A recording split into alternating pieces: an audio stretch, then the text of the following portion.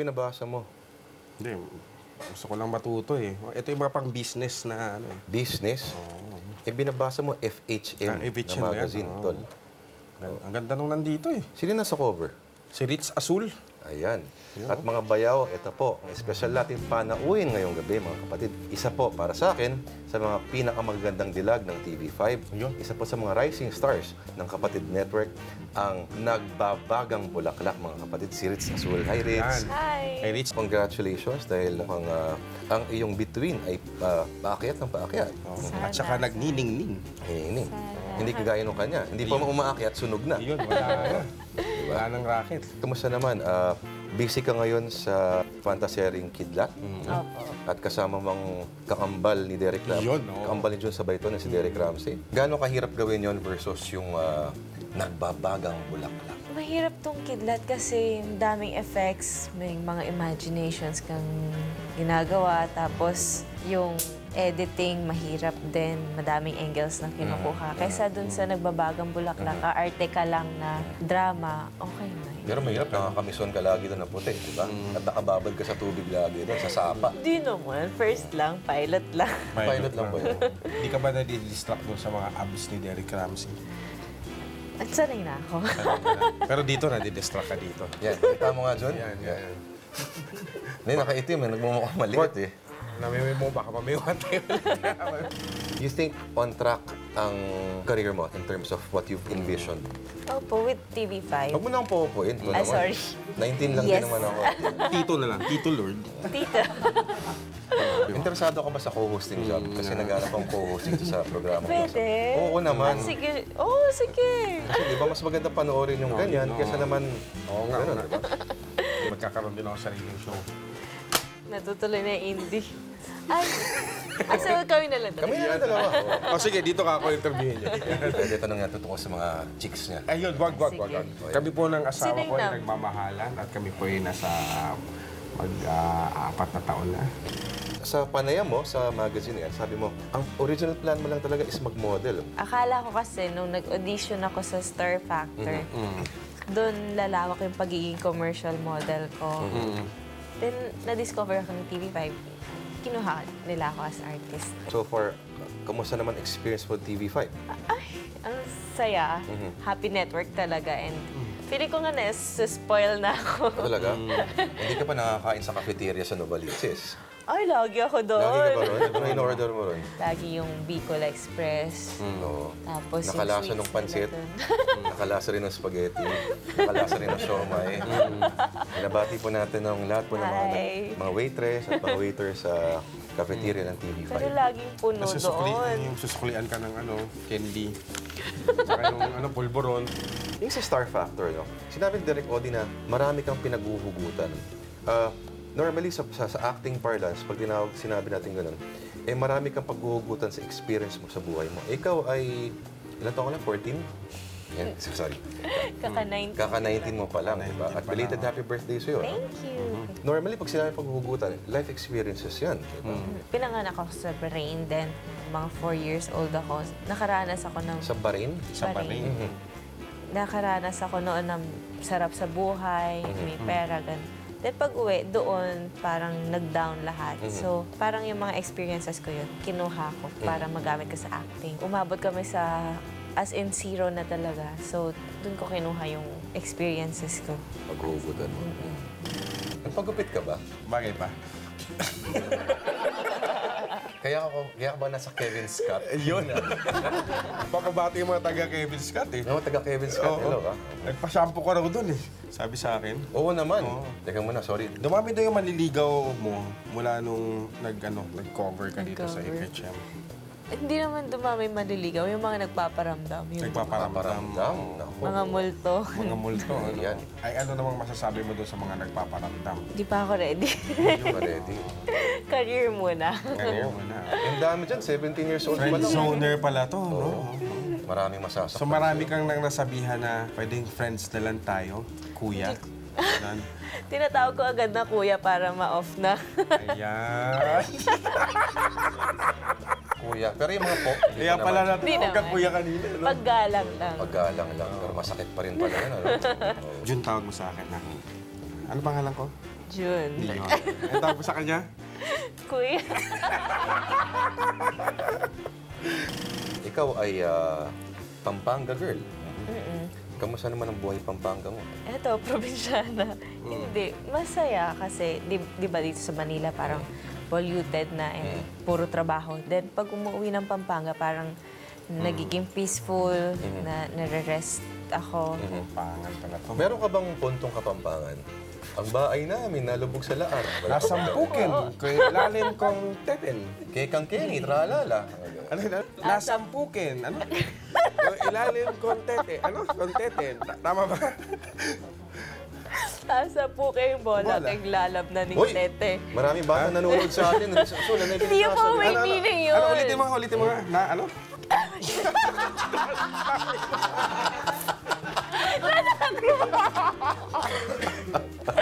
Okay. Oh, yan. Dahan-dahan. Sige. Asa po kay imbola, kay lalam na ni Tete. Yun. Ano ibig sabihin nun? Ano? Nasa loko yung bola sa ilalim ng tulay. So mali yung sinasabi ko. Bakit naman naglalaro yung mga tao ng bola sa ilalim ng tulay? Hindi, di ba? May court sa Hindi, ilalim ng di ba tulay. tama sa NLEX, may mahabang tulay yun. Nagdudugtong ng hanggang Oh, Pampanga. kabatiin mo yung mga kabali natin dyan. Hello mga kabalin. Yan, Maya pa Bengi. Sabihin mo nga, ingat-ingat sa pagkain ng sisig. Baka mamatay kayo kagad. Imingat kayong pamamangan sisig, pota. Oh, Matay kayo. Magmura! Bawal ka! Maraming bata na mahawag sa atin. Bawal magmura! Bawal magmura! Ano ibig sabihin ng pota? Mamaya. Mamaya. Pota. Kakain tayo. Jun, kailan tayo kakain? Pota.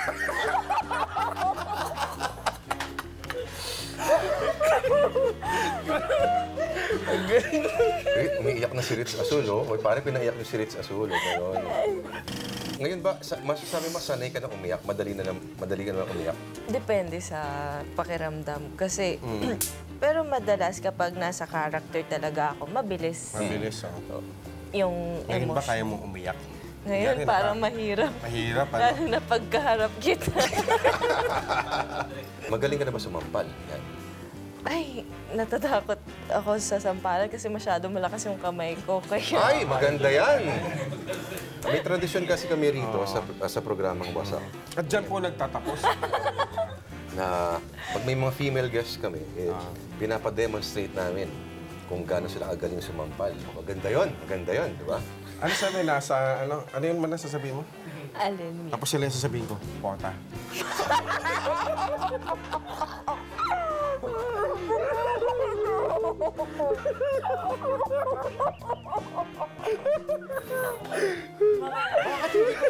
Bakit hindi ko lang nalaman yun? Yung po. Maganda yung plug dito, puro tawanan lang. Cheers tayo, cheers. Yan. Sabi ng mga nagugupit dun sa Kevin Scott, malasing ba kayo? Nanonood ba sila ng programang Wasak? Kasi wala silang ibang channel kundi 41. Hindi na yung natatanggap na sa loob ng kalaman. Kabisado na namin yung ligan niya. Uy, ano nangyayari sa'yo? Ganyan talaga yan. Kasi ulit-ulit daw. Wala pa ibang channel. Ay, naku, baka matanggal ako. Oo, mahirap na yan. Sorry. Nakalimutan ko na tuloy nasan tayo sa interview. Hindi, magsasampalan tayo. Handa na ako. Teka, kailangan natin ng direction. Pero mamaya konti yan para mag-isip muna tayo ng magandang storyline.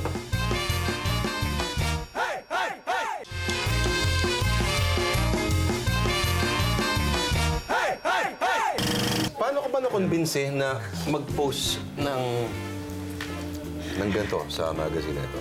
Actually, 17 pa lang ako. Ha? Inaano na ako nung nagbabagang bulaklak pa. Oo. Hinintay lang talaga yung birthday mo, no? Kaya tawag nila nagdebo ako dyan. So, tumatanggi talaga ako, ayoko talaga. Pero nag-usap kami ng management ng TV5 nila, Direct Ma'am.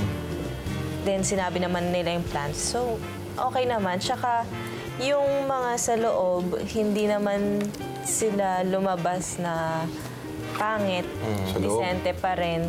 Parang ito, si Jong Hilario yan eh. Ayun. Alam mo, may nagsabi ka mukha ko si Jong Hilario. Ikaw? Hindi naman, di ba? Pag tinanggal. Tanggal mo yung salamin mo. Tanggal mo yung salamin mo. Yan. Ayun, oh. Chong Hilario nga, oh. Oo nga. Nag-workshop ka, ganun. Basta Wala may talaga. pinaghugutan ka. Sobrang raw. Mhm. Tapos, nung Glamorosa, doon pa lang ako nag-workshop. Sino unang sumampal sa'yo sa showbiz? Cheryl Cruz. Cheryl Cruz. Ah, pangarap kayo masampal eh, kay Sherry Hill. Gusto mo sampalin kita? Cheryl Cruz. Cherry Hill Cruz, po. ano? Ang dili ko, Cherry Hill eh. Cherry Hill Cruz. Sorry. Cheryl Cruz, tol. Cheryl Cruz. Yung kalab Cherry Cruz ni Romney. Oh, sorry. Sabi mo sa interview, no, sa'yo, ang sexy ay being young and being hardworking. Ngayon ba, ganun pa rin ang pananaw mo sa konsepto ng sexiness? Kasi ngayon, parang yung pagiging sexy sa katawan, madali na lang gawin yun ng isang babae, mag-workout. Pero yung magiging hardworking siya. Nakakailang kanin ka ba sa isang kainan? Di po ako nagkakanin eh. Bakit? Bawal daw. Bawal magkain. Minsan lang. Siguro, pinapalitan ko ng potato. Pag napapanood mo kaya yung mga old episodes ng Nagbabagang Bulaklak, pinapanood mo yung sarili mo yan, nakikita mo na parang may progreso ba yung acting style mo? Sobrang laki. Kasi nung Nagbabagang Bulaklak, parang yung una, wala akong emosyon. Parang kinabit lang ako doon, parang pilit na hindi Parang nakapag... tinapon ka lang sa ilog? Oo, ganun lang. Tapos nung ngayon, at least medyo naiintindihan ko na kung paano talaga yung acting. Pakikwento sa amin ang role mo sa Kidlat. Yan. Ako si Joey Palomares dito. Boyish, raketista, lahat ginagawa. Cartoonist, cosplayer, waitress. Tapos magiging kaibigan ako ni Voltaire na si Derek as normal person ni Kidlat. Then si Kidlat naman, sobrang in love naman ako sa kanya. Hindi ko alam na parehas sila. Tapos doon nila aabangan. Sa si Baron. Okay siya, mabait siya. Mabait siya. Cheers tayo kay Baron. Cheers kay Baron. Parang kay parang Baron. Tayo lang ah. Minsan ba may nakikita kang mga iniinom si Baron na ganito sa set? Wala Iced tea, pa. Iced tea. Iced Iced tea lang to. Hindi ko pa siya nakita ng mga iced tea. Tubig pa lang. Tubig pa lang nakita ko. Kala mo lang tubig yon. Oh, pero Bakit sinasabi career muna? No? Career muna sinasabi mo. Hindi pa handang tumanggap ng mga manliligaw. Pero na-in-love ka na ba ever? Alam mo yun, talagang totoo, madly, deeply in love. No boyfriend since birth. Baka naman nagba type mo. Hindi naman. Pag nakikita mo si RC Munoz na nakakamisyon, wala ka bang nararamdaman? Baka may baka nararamdaman. nararamdaman, gano'n. No, wala. Kaya nga kapag tungkol sa Valentine's, parang ang boring akong ka-interview kasi wala akong love life. So, umiiwas ako sa Last year, mga may nagbigay ba Valentine's. sa'yo ng bulaklak? Wala. Valentine's, wala. Wala nga naliligaw sa akin. Ano ba hinahanap mo sa isang lalaki? Sabi mo sa interview niyan, ayaw mo naman yung masyadong maskulado. Gusto mo may toned konting lang. curves lang. Parang ganito, may curves naman ako ah. Toned. Toned raw, toned. Toned, no? Toned naman yung kulay ko. Two-toned. Toned. Parang aso. Next topic. Next topic, ayaw. Next topic, no? Anong type mo sa babae? Yan. Ngayon tayo pa sa babae. Babae. Saan ka na sexy yan sa isang babae? Kunyari, marami ka kasama artista pag nakikita mo. Oo. Ang sexy niya. Ba't ito nasabing ko? Ano yung una mong tinitingnan sa babae? Pag nakakita ako sexy, naiingit ako. Oo. Naiinggit ka pa sa lagay na yan. Sa cellphone niya, ba ganun? Ganda ng Hindi, cellphone sa niya. katawan niya. Katawan niya. Gusto ko yung ma-achieve. Gusto ko,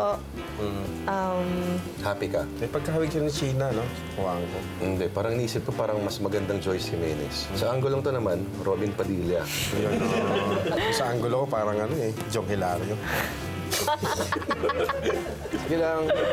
Pinangarap mo bang sumali sa mga Miss Universe, mga Binibining oo. Pilipinas, gano'n? Sumasali talaga ako sa Pampanga. Sa Pampanga. Naging Miss ka na? Miss San Fernando. Pampanga. Saan ba kayo sa Pampanga?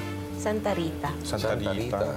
Mga ilang oras yun mula sa Maynila? Pinakamatagal 2 hours. Gaano na karami ang followers mo sa Twitter? 14,000 pa lang. 14,000. Marami bang mga nangungulit na hi RC, sorry. Hi Ritz. Minsan ganun. Hi, Ritz. Hi, Nalilito RC. sila, nalilito Oo, sila. oo, kaya, Hi, Ritz. Ang hi ganda mo Yula. talaga. Ganun. Ano ba ang full name mo? Saan galing ba Ritz? Ritz Ann Reggie Villafuerte Alzun. Saan galing yung name yun? Combination ng name ng parents ko. Para Jomar, mga ganyan. Edson. Jo Ferlin. Angie, tsaka Richard.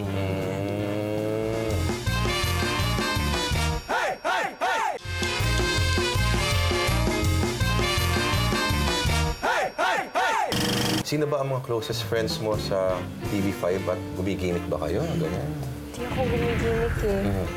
Bahay lang ako, trabaho. Tsaka kapag events lang ng 5, doon lang ako pumupunta. Talaga? Masyado kang domesticated. Baka next year magwala ka na niyan bigla. Alam mo yan. Tingnan natin, abangan natin. Baka yan, magandang abangan. Tawagan mo kami pag naisip mo yan, ha? Kasi magandang kunan ng camera yan. Close Ritz friends Azul, ko, sina Ate RC, si Shai, si Yula friends kami. Yun, halos babae din. Baka Ngayon na. No, hindi! Hindi! Bakit eh? Pero sa drama, mas gusto mo drama kaysa comedy. Gusto ko talaga action sana. Ayan, action. pwede yan. Sige, baka pwede tayong mag-actionan ngayon dito. Yung Kapampangan. Kaya rin, naloko kita. Sabihin mo yung kanina, yung... Ano yun? Yung bola, Bola. na sa sa ilalim ng tulay. Oo. Camera, sound, action. Yung karimbola! Yung karimbola! Asa Puking! Ritz, maganda yung emotion mo, ha? Sustain mo lang yung ganun. Huwag kang matakot. I-explore mo lang yung emotion na yun. Ikaw, motivation mo, tuloy mo lang yung pagiging walang Okay, iya mo na sige. natural. Yan. Sige. Ano? Take two. Take two. Yung karimbola! Yung karimbola! Asa Puking! Bola king lalam na ng tete! Sorry, isa pa. Yan! Very good! Perfect! Print! Nakita mo? Hirap ba yan? Ang ibig sabihin po nun, mamaya na. Mamaya. Mamaya. Mamaya. Grabe, ang sakit nun ah. Dalawang beses yung isa pa. May impression ako na parang ang tingin mo pa rin sa sarili mo, bata.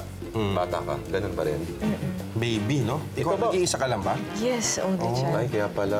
Then lagi ko pang kasama yung papa ko, so feeling baby talaga. Ay, oo. Na-reject ka na ba ever sa mga BTR? Ganun. Oo, madami akong rejection sa BTR. Ang sakit, no? Ang sakit Ang eh. sakit. Parang sa ito, nare-reject lagi yan.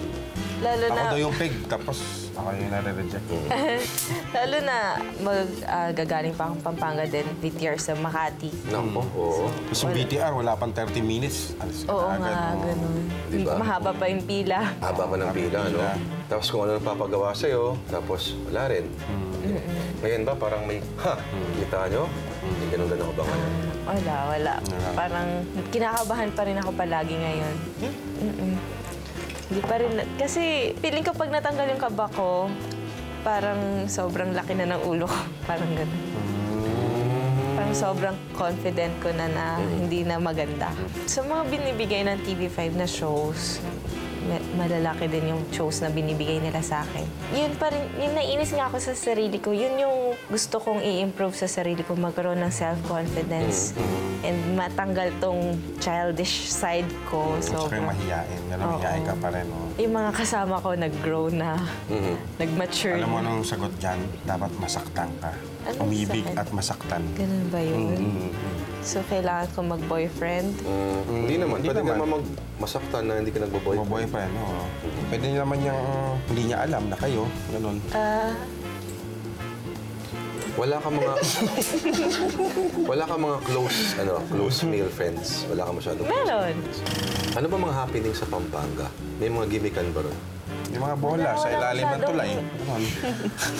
Maglalaro kayo sa ilalim ng tulay. Kailangan to lang. Wala O masyadong... nagagano kayo lahar.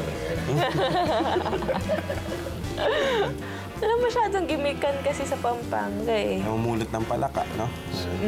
Sa Ang bukid. hilis. Marami naman doon. Marami gimikan doon, ha? Medyo Yung may- malayo sa lugar Yung mga bars namin. doon, ano ang favorite, gusto mong kinakain? Sweets. San Sweets, ano? Tribal. San Cerebral, no? Una-unang tanggap ng sweldo because for your work. Ano yung unang-unang binili mo for yourself? Inipon ko siya. Bumili ako ng kotse. Yan yung sa Nagbabagang Bulaklak. Marunong ka na ba mag-drive? Meron ka bang career plan for yourself? In 10 years' time, gusto ko sana yung, matured na. Gusto ko marami na akong roles na nagawa. Gusto ko maging Nora Honor. Honor. Na-meet mo na ba si ate Gay? Na-meet ko na siya. Kamusta si ate Gay nung na-meet mo? Mahihain din yun eh. Dati, sana magkakaroon kami ng show na magkasama. Then, hindi natuloy. Yun yung napag-usapan namin noon. Tapos, sabi ko, sayang, papaturo sana ako ng acting.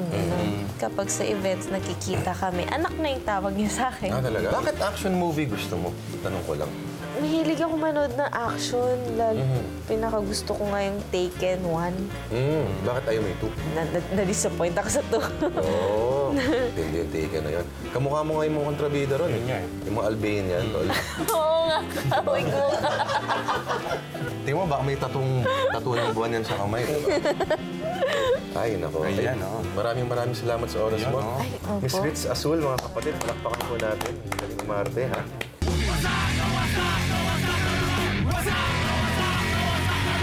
What's up?